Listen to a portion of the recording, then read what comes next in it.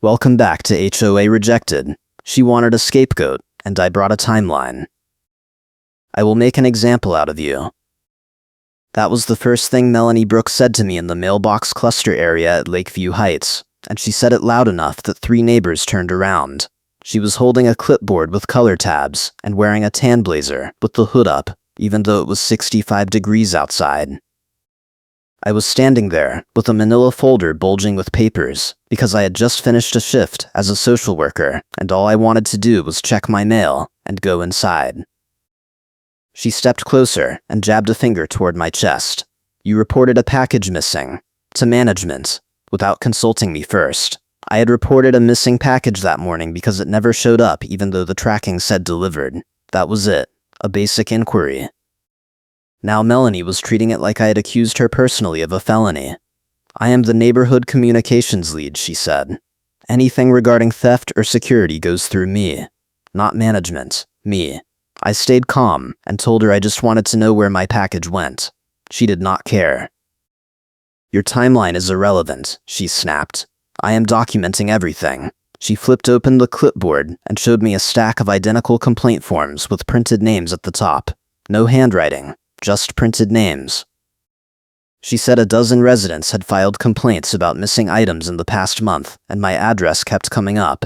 I asked her how my address kept coming up when I had been the one reporting a problem. She ignored the question and said I was banned from the clubhouse effective immediately, because things had gone missing there too. I had been to the clubhouse exactly twice in 6 months, both times for community events where 50 people were present. I told her that. She said it did not matter. Club access required trust, and I had violated that trust by filing a report behind her back. I asked what trust had to do with the missing package. She said she was not going to argue semantics with someone who clearly had something to hide. Then she pulled out her phone and started taking photos of me with the camera inches from my face. I stepped back and asked her what she was doing. She said she was creating a visual record for the enforcement file. I asked what enforcement file. She said the one she was opening on me effective immediately. Then she told me I had 72 hours to provide my doorbell camera footage, or she would begin issuing fines. I did not have a doorbell camera. I told her that. She said that was convenient and walked away. That night I could not sleep. My job involves crisis intervention, and I am used to high-stress situations, but this was different. This was my home. Melanie had made it clear she was coming after me, and she had the clipboard and the forms and the HOA title to back it up. Lakeview Heights is a gated community in San Jose, with a guard shack and cameras everywhere. The HOA has strict rules, and Melanie was the one who enforced them. She had been neighborhood communications lead for 3 years, and everyone knew she took it seriously. Too seriously. The next morning, I got a notice under my door. It was printed on official Lakeview Heights letterhead, and it said I had missed a deadline to submit documentation regarding the clubhouse incident. The notice was dated 2 days earlier. I had never received any previous notice. I had never been told about a deadline. The date on the paper was wrong. It had to be. I checked my email in my mailbox and found nothing. Melanie had invented a missed deadline and was now using it to justify escalation. I called the management office, and the receptionist put me on hold for 10 minutes. When she came back, she said Melanie had filed the notice on my behalf as part of her communications role, and that I needed to respond in writing within 48 hours, or face a $50 processing fee. I asked what I was responding to. She said the missed deadline. I said the deadline never existed. She said she could not speak to that, and I should address my concerns in writing. Then she hung up. 2 hours later, Melanie showed up at my door with a printed list. She was wearing the same tan blazer and the same hood, even though it was 70 degrees again. She said she needed to inspect my porch and front entry for signs of unauthorized storage. I asked her what that meant. She said residents were not allowed to store items in common view areas, and my porch had a package bin. The package bin was a small plastic tote I used to keep deliveries dry. It had been there for a year. No one had ever said anything about it. Now it was unauthorized storage. She pulled out orange tags from her pocket and acted like she could sticker anything. She did not actually place a sticker, but she held one up and said next time she would. I asked her what next time. She said the next time I violated a rule. I asked which rule. She said the one about common view storage. I told her the package bin was allowed under the standard residential guidelines. She said those guidelines had been updated last quarter, and I should have received the memo. I had not received any memo. She said that was not her problem. Then she said she was revoking my guest parking privileges and my visitor access effective immediately. I asked why. She said because I had failed to cooperate with the investigation. I asked what investigation. She said the one into the missing clubhouse items and the donation jar. I had no idea what donation jar she was talking about. She said a sealed donation jar had gone missing from the clubhouse during the community fundraiser 2 weeks earlier, and my name had come up. I had not been at the fundraiser. I told her that. She said the gate log showed otherwise. I asked to see the gate log. She said it was not available for resident review. I said that made no sense. She said a lot of things I did made no sense. Then, she told me I had 24 hours to hand over my camera footage, or she would escalate to the property management company and request immediate suspension of access privileges. I told her again I did not have a doorbell camera. She said everyone had a doorbell camera, and if I refused to provide footage I was admitting guilt. Then she left. That afternoon I went to the guard shack and asked the attendant if I could request a copy of the gate fob log for the past month. He said I needed written authorization from the HOA board. I asked how to get that. He said I had to submit a formal request through the neighborhood communications lead. That was Melanie. I was stuck in a loop.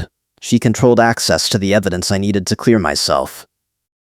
I called an attorney that evening and explained the situation. She listened and said it sounded like harassment, but that HOA disputes were notoriously difficult because the rules were often vague and enforcement was subjective. She said if Melanie kept escalating I should document everything and consider filing a complaint with the property management company. I told her I had been documenting. She said good, keep doing that. Then she said her retainer was $1,500 and I should call back if things got worse. I thanked her and hung up. If you are enjoying this story, hit like and subscribe for more wild HOA revenge content. Things got worse. The next morning, Melanie was at my door again, this time with a tow vendor on the phone. She had the phone on speaker, and the vendor was asking for my vehicle information. I asked what was happening. Melanie said my car was parked in a guest spot without authorization, and it was being towed immediately. I told her my car was in my assigned spot. She said no, it was not. I walked outside with her and showed her my car in my assigned spot with my parking tag, clearly visible. She looked at it, then looked at her clipboard, then said she must have been given incorrect information. The vendor on the phone asked if they should still come out. Melanie said no, and hung up. She did not apologize, she just said she was documenting the discrepancy, and walked away. That was when I realized she was not just enforcing rules, she was manufacturing violations. She was calling the tow vendor without verifying anything first. She was creating a paper trail that made me look guilty even when I was not. Every interaction with her added another layer to the file she was building. I spent the rest of the day gathering my own evidence. I went back through my emails and found confirmation that I had been out of town during the fundraiser. I pulled my credit card statements showing purchases in San Francisco on the day the donation jar supposedly went missing. I printed everything and put it in the manila folder. Then I went to the management office and requested a formal meeting to address the accusations. The receptionist said the next available slot was in 2 weeks. I said that was not acceptable. She said it was the earliest available. I asked to speak to the property manager. She said the property manager was off-site and would return my call. No one called. That evening, Melanie showed up at my porch again, this time with 2 neighbors I barely knew. She stood on the walkway and said loudly that I was a thief and that I had been caught on camera opening packages in the mailbox cluster area. The neighbors looked uncomfortable, but they did not leave. Melanie kept talking. She said the HOA had video evidence and that I should confess now before it went to the police. I asked her to show me the video. She said it was being reviewed by the board. I said there was no video because I had not done anything. She said my denial was proof of guilt. One of the neighbors asked Melanie if she had filed a police report. Melanie said not yet, but she would if I did not cooperate. The neighbor asked what cooperation meant. Melanie said I needed to admit what I had done and reimburse the HOA for the missing items. I asked what items. She rattled off a list: the donation jar, 2 extension cords from the clubhouse storage closet, a box of trash bags, a folding chair, and 3 packages reported missing by other residents. I had not taken any of those things. I told her that. She said the evidence would prove otherwise. The neighbors left after a few minutes, and Melanie stayed. She pulled out her phone again and started playing a doorbell video clip. The screen showed a figure in a dark jacket approaching a mailbox cluster at night. The timestamp strip at the bottom was completely unreadable, just a blur of pixels. She said that was me. I said the video quality was terrible and the timestamp was unreadable, so there was no way to verify when it was taken or who was in the frame. She said the timestamp was irrelevant. I said timestamps were the only way to verify video evidence. She said I sounded like someone with something to hide. I asked her where she got the video. She said a concerned resident had provided it. I asked which resident. She said that was confidential. I asked when it was taken. She said within the past 2 weeks. I said that covered 15 days, and without a readable timestamp, the video was useless. She said it was not useless. It was evidence. Then she said if I did not provide my own footage within 24 hours, she would forward this video to the police and let them decide. That night I could not sleep again. My mind kept circling the same questions. Why was Melanie doing this? What did she gain from framing me? I thought about the donation jar, and the missing clubhouse supplies, and the packages. None of it added up. I had reported 1 missing package, and now I was accused of stealing a dozen things. The escalation was too fast and too extreme. It felt personal. The next morning I went back to the guard shack and asked the attendant if he remembered seeing me on the night of the fundraiser 2 weeks earlier. He checked his log and said I had not entered the gate that night. I asked if he could print a copy of the log. He said he needed authorization. I asked if he could at least confirm the date. He nodded and wrote it on a post-it note. I thanked him and took a photo of the note with my phone. It was not much, but it was something. Then I drove to a neighbor 3 houses down who I knew had a camera that covered part of the street. His name was Ron, and he was a retired engineer who took security seriously. I knocked and explained the situation. He listened and said Melanie had been causing problems for months. He said she had accused him of violating the landscaping rules last quarter and tried to fine him even though his yard met every guideline. He said she had a pattern of making up violations and then backing off when people pushed back. I asked if he had footage from the night of the fundraiser. He said he would check. Ron pulled up his camera system and scrolled back 2 weeks. The footage showed the street and part of the mailbox cluster area. He found the timestamp for the fundraiser evening and let the video play. It showed several residents coming and going, but I was not in any of the frames. Ron paused on a frame that showed someone in a dark jacket approaching the mailbox cluster area around 9 p.m. The figure was small and moved quickly. Ron zoomed in as much as the system allowed. The jacket was tan, not dark. The person was shorter than me. Ron said it looked like a woman. He said he could burn me a copy of the footage if I needed it. I said yes. Ron burned the footage to a flash drive and handed it to me. He said he was happy to testify if it came to that. He also said Melanie had been walking around the neighborhood at odd hours recently, and he had seen her near the clubhouse late at night twice in the past month.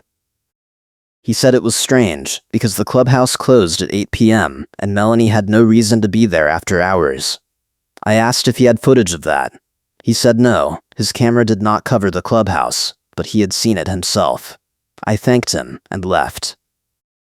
I went straight to the management office with the flash drive. The receptionist said the property manager was still off-site. I asked when he would be back. She said tomorrow. I said I needed to speak to someone today. She sighed and called a supervisor. The supervisor came out after 15 minutes, and I explained the situation. I showed her the flash drive and the post-it note from the guard shack. She said she would review the materials and get back to me. I asked when. She said within 48 hours.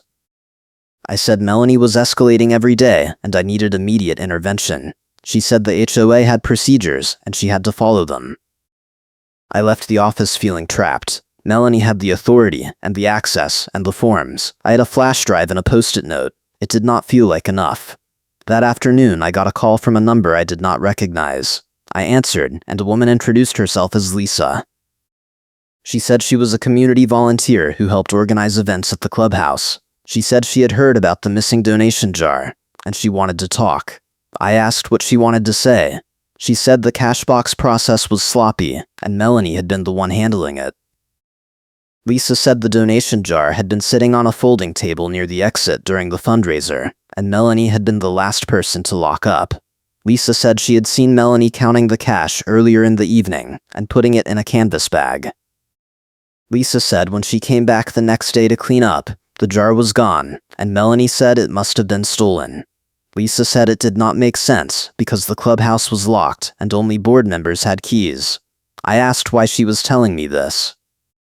She said because Melanie was now blaming me, and Lisa knew I had not been there. She said she was terrified of retaliation, and she refused to be seen on camera at first, but she would give me a written statement if I needed it. I met Lisa at a coffee shop outside the neighborhood. She gave me a handwritten statement describing what she had seen. She said she had already told the property management company, but no one had followed up. She said Melanie was good at controlling the narrative because she controlled the communications. She said if I wanted to clear my name, I needed to go public and force the HOA to produce records. I thanked her and told her I would handle it. That evening, I printed everything I had: the flash drive footage screenshots, the post-it note, Lisa's statement, my credit card receipts, my email confirmations. I put it all in the manila folder and added a timeline.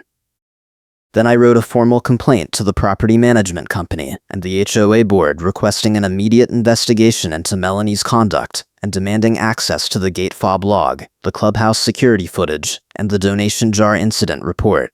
I sent it by email and certified mail. The next morning, Melanie showed up at my door before 7 a.m. She was holding a printed notice, and she said the HOA board had reviewed my complaint and rejected it. I asked how they could review it overnight. She said the board had an emergency meeting. I asked when. She said last night. I asked why I was not notified. She said residents were not invited to emergency meetings. I asked to see the meeting minutes. She said they were not available yet. I said that sounded convenient. She said I was stalling, and if I did not provide footage by noon, she was calling the police. I told her I did not have footage because I did not have a camera, and even if I did, it would not show anything, because I had not done what she was accusing me of. She said the blurry doorbell clip was enough. I said the timestamp was unreadable, and the figure in the video was not me. She said it was me, and the police would confirm it. Then she pulled out her phone and called the non-emergency line right there on my porch. She put it on speaker. A dispatcher answered, and Melanie started narrating a fake story. She said there had been a theft at the community clubhouse, and she had video evidence showing the suspect, and the suspect was refusing to cooperate. The dispatcher asked if she wanted to file a report. Melanie said yes. The dispatcher said an officer would follow up within 24 hours. Melanie thanked her and hung up. Then she looked at me and said the police would be contacting me soon, and I should prepare to explain myself. I stayed calm and told her I had my own evidence, and I was looking forward to sharing it with the officer. She said evidence could be faked. I said so could accusations. She said I was going to regret making this difficult. Then she left. I went inside and called the property manager directly. His assistant said he was in a meeting. I said it was urgent. She said she would pass along the message. An hour later, the property manager called me back. I explained everything that had happened over the past week. He listened and said he had received my formal complaint and he was reviewing it. He said Melanie had also filed multiple reports and the situation was complicated. I asked what was complicated about false accusations and harassment. He said the HOA board had a process and he could not bypass it. I said the process was being used to target me. He said he understood my frustration, but his hands were tied. I asked if he had reviewed the flash drive footage. He said not yet. I asked when he would. He said within a few days. I said a few days might be too late. He said he would do his best. That afternoon, a sheriff deputy showed up at my door. He introduced himself and said he was following up on a theft report. I invited him in and showed him the manila folder with all my evidence. He looked through it and asked a few questions. I explained the timeline and showed him the flash drive footage and Lisa's statement. He said it looked like a civil dispute, not a criminal matter. I asked if that meant Melanie's accusations were not being pursued. He said he would include my statement in his report and the case would be reviewed. He said if the evidence did not support the allegations, the case would be closed. I asked how long that would take. He said a few weeks. I thanked him, and he left. 2 hours later, Melanie was back. She was furious. She said the deputy had told her I had provided counter evidence, and she wanted to see it. I said no. She said I was required to share evidence in an HOA investigation. I said this was not an HOA investigation anymore. It was a police matter, and she could request the report through official channels. She said I was hiding something. I said I was protecting myself from false accusations. She said she was documenting everything, and this was not over. That night, I got an email from the property manager. He said he had reviewed my complaint and the supporting evidence. He said the gate fob log confirmed I had not entered the community on the night of the fundraiser. He said the flash drive footage showed someone else at the mailbox cluster area during the time in question. He said he was forwarding the matter to the HOA board and recommending they suspend enforcement actions against me pending a full review. He said the review would take 2 weeks. I replied and asked if Melanie would be suspended from enforcement duties during the review. He said that was a board decision. The next morning, I went to City Hall to confirm a zoning rule Melanie had cited in one of her notices. She had claimed I was violating a city ordinance by storing the package bin on my porch. I asked the clerk at the planning counter to pull the ordinance. The clerk looked it up and said no such ordinance existed. I asked if she could provide written confirmation. She printed a 1-page summary and stamped it with the city seal. I added it to the manila folder. That afternoon, the clubhouse was hosting a community event. It was a weekend craft fair, and the HOA had set up tables in the main room. Melanie was there managing the cash box for vendor fees. I walked in with the manila folder and asked to speak with her privately. She said no. I said it was important. She said she was busy. I said I had new evidence. She looked annoyed, but she followed me to a quiet corner. I opened the folder and showed her the city clerk confirmation. I said the ordinance she cited did not exist. She looked at it and said the clerk must have been mistaken. I said the document was stamped by the city. She said the city was not always up to date. I said that made no sense. Then I showed her the gate fob log printout I had finally obtained through a formal request. The printout showed I had not entered the gate on the night of the fundraiser. She looked at it and said logs could be manipulated. I said she was the one who controlled the logs. She said that was a baseless accusation. Then I asked her about the donation jar. I said Lisa had given me a statement saying Melanie was the last person to handle the cash. Melanie's face went pale. She said Lisa was lying. I said Lisa was a volunteer with no reason to lie. Melanie said Lisa was trying to cover for someone else. I asked who. Melanie did not answer. I said the statement described how Melanie had counted the cash and put it in a canvas bag, and then the jar went missing after she locked up. Melanie said the statement was hearsay. I said it was a first-hand account. Melanie said she was not going to stand there and be accused. I said I was not accusing her. I was asking for an explanation. She said she did not owe me an explanation. I said the HOA board might disagree. Then a community volunteer walked over and asked if everything was okay. Melanie said yes. I said no. The volunteer asked what was going on. I said Melanie had been accusing me of theft, and I had evidence that cleared me. The volunteer looked at Melanie and asked if that was true. Melanie said it was complicated. The volunteer said it sounded like it needed to be sorted out officially. Melanie said she was handling it. The volunteer said maybe someone else should handle it. That was the moment Melanie realized she was losing control. She tried to walk away, but I asked her loudly enough that other people turned around. I said if she had nothing to hide, she should explain why the donation jar went missing after she locked up, and why she had been seen at the clubhouse late at night when it was closed. She stopped and turned around. She said I was harassing her. I said I was asking questions. She said she was going to file a complaint against me. I said go ahead. The volunteer asked Melanie if the HOA had filed a police report about the donation jar. Melanie hesitated. The volunteer asked again. Melanie said it was being handled internally. The volunteer said theft should be reported to the police. Melanie said the board had decided to handle it internally to avoid bad publicity. The volunteer said that did not sound right. Melanie said it was not the volunteer's business. The volunteer said if the HOA was accusing residents of theft without filing police reports, that was a problem. Other people were listening now. Melanie looked around and realized she had an audience. She said she was documenting everything, and this was not over. I said I was documenting too. She said my evidence was circumstantial. I said so was hers. She said the blurry doorbell clip proved I was at the mailbox cluster. I said the clip had no readable timestamp, and the figure did not match my height or build. She said timestamps were irrelevant. I said she had said that before, and it was not true. Then I asked her to explain how my address kept coming up in the complaints when the printed names on her clipboard did not match the handwriting on the forms. I pulled out my phone and showed her a photo I had taken of one of the forms when she had shoved the clipboard at me earlier in the week. The printed name at the top was different from the signature at the bottom. I asked if she had filled out the forms herself and printed fake names. She said that was insane. I said it was a question. She said she was not answering it. The volunteer stepped forward and said maybe the property manager should review the complaint forms. Melanie said the forms were confidential. The volunteer said they should not be confidential if they were being used to accuse residents. Melanie said the volunteer was overstepping.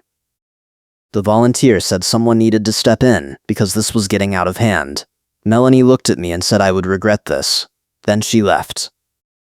I stayed at the event for another hour and talked to a few residents who approached me. 2 of them said Melanie had accused them of violations in the past, and they had felt pressured to pay fines even though the violations were questionable. One said Melanie had threatened to tow her car over a parking tag that was supposedly expired but was actually valid. Another said Melanie had claimed his trash cans were in violation of a rule that did not exist. They all said they had been too intimidated to push back. I told them they should file complaints with the property manager. They said they would think about it. That evening, I got a call from the property manager. He said the HOA board had completed their preliminary review. He said the gate fob log and the flash drive footage cleared me of the accusations. He said the board was requesting a full audit of the clubhouse incident and the donation jar. He said Melanie was being asked to step back from enforcement duties pending the audit. I asked what that meant. He said she would no longer be handling complaints or issuing notices. I asked if she would remain on the board. He said that was up to the board. I asked when the audit would be completed. He said within a month. I said a month was a long time. He said it was the best he could do. The next day, Melanie showed up at my porch one last time. She was not wearing the tan blazer. She was wearing a dark hoodie and sunglasses, even though it was overcast. She said she wanted to apologize. I said for what?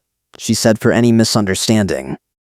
I said there was no misunderstanding. There were false accusations. She said she had been doing her job. I said her job was not to frame residents. She said she never framed anyone. I said the evidence said otherwise. She said the evidence was incomplete. I asked what was incomplete. She did not answer. Then she said she was stepping down from the neighborhood communications lead position.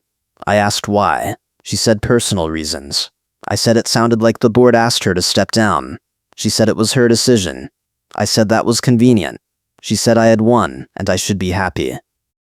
I said I was not happy. I was exhausted.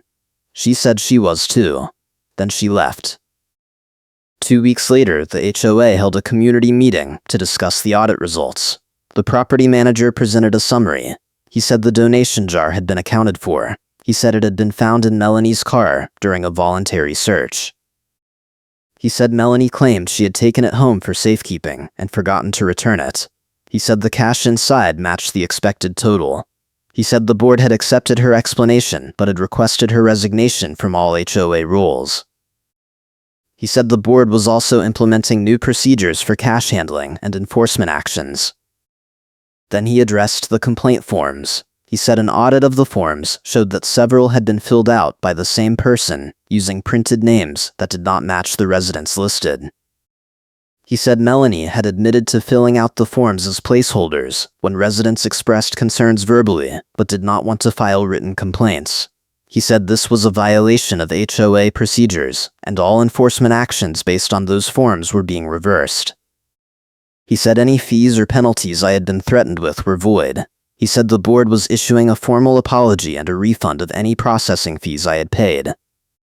I had not paid any fees yet, so the refund was symbolic, but it still felt like a slap to the system that had allowed Melanie to operate unchecked for so long. The property manager also said the blurry doorbell clip had been reviewed by an independent security consultant. The consultant confirmed the timestamp was unreadable, and the figure in the video did not match my description.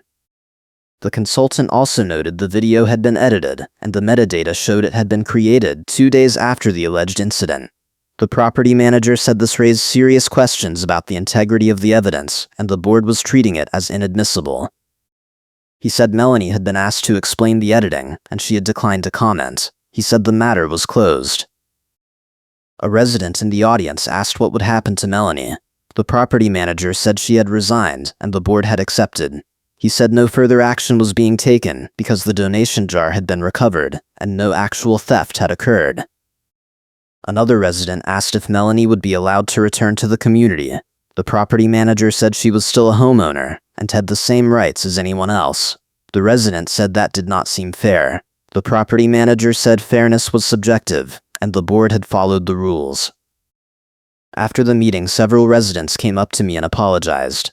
They said they had believed Melanie because she was in a position of authority, and they had not questioned her.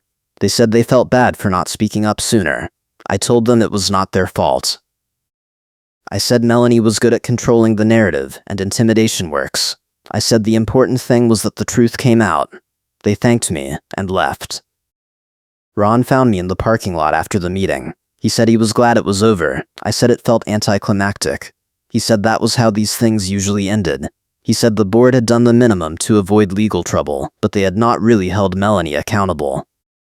I said at least she was out of the enforcement role. He said true, but she was still living in the community, and she knew where I lived. I said I would deal with that if it became a problem. He said he would keep an eye out. I thanked him. That night I slept through for the first time in 2 weeks. The next morning I went to the mailbox cluster and checked my mail without worrying about being photographed or accused. It felt normal.